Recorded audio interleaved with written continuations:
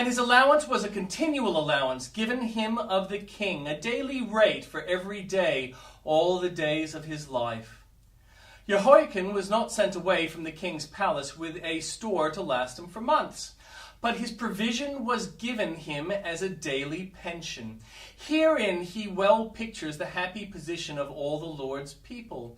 A daily portion is all that a man really wants. We do not need tomorrow's supplies. That day has not yet dawned, and its wants are as yet unborn. The thirst which we may suffer in the month of June does not need to be quenched in February, for we do not feel it yet. If we have enough for each day, as the days arrive, we shall never now want.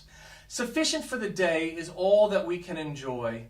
We cannot eat or drink or wear more than the day's supply of food and raiment, the surplus given us that care of storing it, and the anxiety of watching against a thief. One staff aids a traveler, but a bundle of staves is a heavy burden. Enough is not only as good as a feast, but it is also the greatest glutton can truly enjoy. This is all that we should expect. A craving for more than this is ungrateful. When our Father does not give us more, we should be content with his daily allowance. Jehoiakim's case is ours. We have a sure portion, a portion given us of the king, a gracious portion and a perpetual portion. Here is a surely ground for thankfulness. Beloved Christian reader, in matters of grace you need a daily supply. You have no store of strength. Day by day you must seek help from above. It is a very sweet assurance that a daily portion is provided for you in word, through ministry, by meditation and prayer, and waiting upon God you shall receive renewed strength. In Jesus all needful things are laid up for you. Then enjoy your continual allowance. Never go hungry while the daily bread of grace is on the table of mercy. She was healed immediately. One of the most touching and teaching of the Savior's miracles is before us tonight. The woman was very ignorant. She imagined that virtue came out of Christ by a law of necessity, without his knowledge or direct will. Moreover, she was a stranger to the generosity of Jesus' character, or she would not have gone behind to steal the cure which he was ready to bestow. Misery should always place itself right in the face of mercy.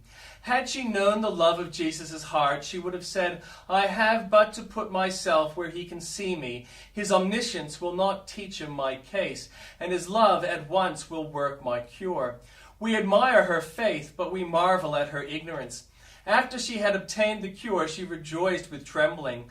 Glad was she that the divine virtue had wrought a marvel in her, but she feared lest Christ should retract the blessing and put a negative upon the grant of his grace. Little did she comprehend the fullness of his love. We have not so clear a view of him as we could wish. We know not the heights and depths of his love, but we know of a surety that is too good to withdraw from a trembling soul, the gift which it had been able to obtain. But here is the marvel of it. Little as was her knowledge, her faith, because it was real, saved her, and saved her at once. There was no tedious delay. Faith's miracle was instantaneous. If we have faith as a grain of mustard seed, salvation is our present and eternal possession. If in the list of the Lord's children we are written as the feeblest of family, yet, being heirs through faith, no power, human or devilish, can eject us from salvation. If we dare not lean our heads upon his bosom with John, yet if we can venture in the press behind him, and touch the hem of his garment, we are made whole. Courage, timid one. Thy faith hath saved thee. Go in peace. Being justified by faith, we have peace with God.